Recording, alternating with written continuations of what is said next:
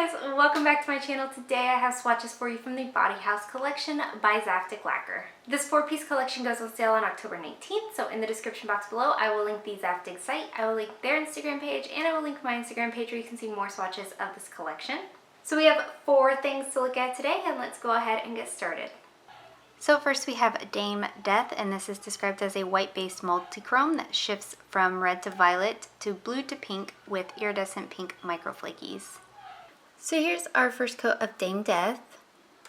This is pretty sheer here on this first coat and streaky, so you will want to build this one up.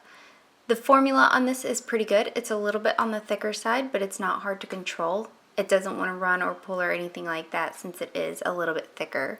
Here's our second coat, and this is starting to build up on 2 coats, but I am going to go in for a third. I really appreciate, though, about this one that you don't have to worry about the brush strokes throughout this. There's none, even when it's wet, so I do appreciate that very much. It said in the description that this had multi-chrome properties. Unfortunately, I was not able to see any of those. This is pretty much opaque here on 3 coats. I would not consider this fully opaque, but you could layer this over a white to get the same effect that the polish itself is going for. So there's 3 coats. Up next we have Pineapple of London, and this is described as a silver linear hollow with hint of bronze glass fleck shimmer. Here's our first coat of Pineapple of London. This is pretty sheer here on this first coat as well. It is one that's going to build up nicely though. The formula on this is really good. It's not too thick or too thin. It's very easy to work with. And those flakies in there actually stand out really, really nicely. So here's our second coat, and this is building up nicely in 2 coats, but it's not completely opaque, so I am going to go in for a third coat. This is going to dry down smooth and glossy on its own. You will want a top coat though to make everything like come together and to make your manicure last a little bit longer. So this is completely opaque here in 3 coats for me, and when it's completely dried down you do get that nice reflective finish to this one, which I really, really love. And the removal on this isn't difficult, but it is pretty messy. Those flakies do tend to get just about everywhere. So there's 3 coats. Up next we have Common Bawd, and this is described as a blue to pink thermal base with copper shimmer and green to cyan to blue to purple to pink ultra chrome chameleon flakies. Here's our first coat of Common Bawd. Again, pretty sheer here in this first coat. You have to kind of have these darker shades sheer if you're going to add these flaky elements to it so you can see them still and not lose them, so I do appreciate the opacity that this one does have.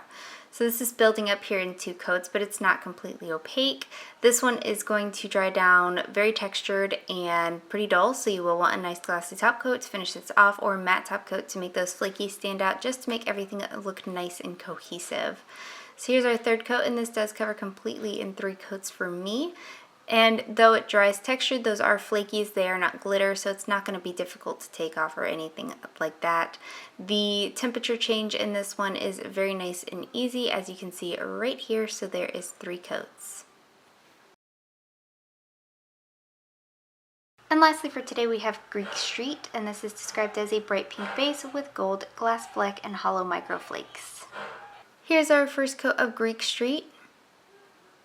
This one covers pretty well here in this first coat. It's obviously not completely opaque, but it is more opaque than anything else in this collection has been. The formula on this is, again, really good, very smooth, not too thick or too thin, very easy to apply.